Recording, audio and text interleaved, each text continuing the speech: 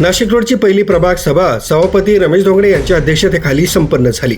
नाशिक महानगरपालिकेच्या पहिल्या प्रभाग सभेत विविध नागरी प्रश्नांवर जोरदार चर्चा झाली। मात्र अतिक्रमण विभागाच्या कामकाजावरून वातावरण चांगलंच तापलं। अतिक्रमण अधिकारी अमित पवार यांच्यावर नगरसेवकांनी गंभीर आरोप करत त्यांना सभेतून बाहेर जाण्यास सांगितलं। तसंच त्यांच्या निलंबनाचीही मागणी करण्यात आली। सभेची सुरुवात वंदे मातरम राज्यगीत, श्रद्धांजली वाहून तसंच उपस्थितांचं स्वागत व परिचयानं झाली। त्यानंतर विविध विकास कामं आणि प्रलंबित प्रश्नांवर चर्चा सुरू झाली। यावेळी नगरसेवक कैलास मुदलियार यांनी विविध ठिकाणी अडचणींच्या केबल आणि झाडे लावण्याबाबत प्रश्न उपस्थित करत नेमकी एवढी झाडं लावली कुठं असा सवाल उपस्थित केला। मात्र संबंधित अधिकारी समाधानकारक उत्तर देऊ शकले नाहीत।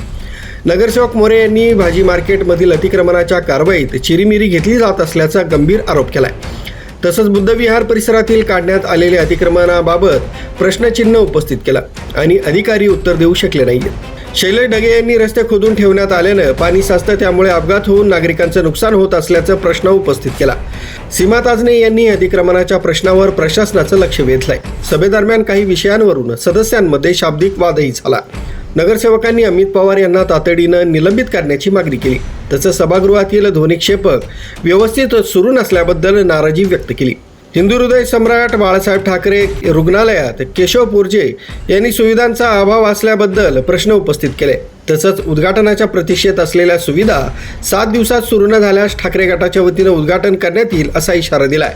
सभेतील गोंधळ वाढल्यानंतर अतिक्रमण अधिकारी अमित पवार यांना सभागृहातून बाहेर जाण्यास सांगण्यात आलं। याशिवाय सभेत सार्वजनिक शौचालयांची मोडकळीस आलेली अवस्था, पंचक हॉस्पिटलमध्ये फिल्टर पाण्याची सुविधा नसणं, केबलचे प्रश्न, वृक्ष लागवडीची कामं, एकाच कंत्राटदाराला कामे देण्यात असल्याचा मुद्दा, तसंच वृक्ष विभाग आणि टँकर विभागाच्या कामकाजाबाबतही सदस्यांनी प्रशासनाला जाब विचारला।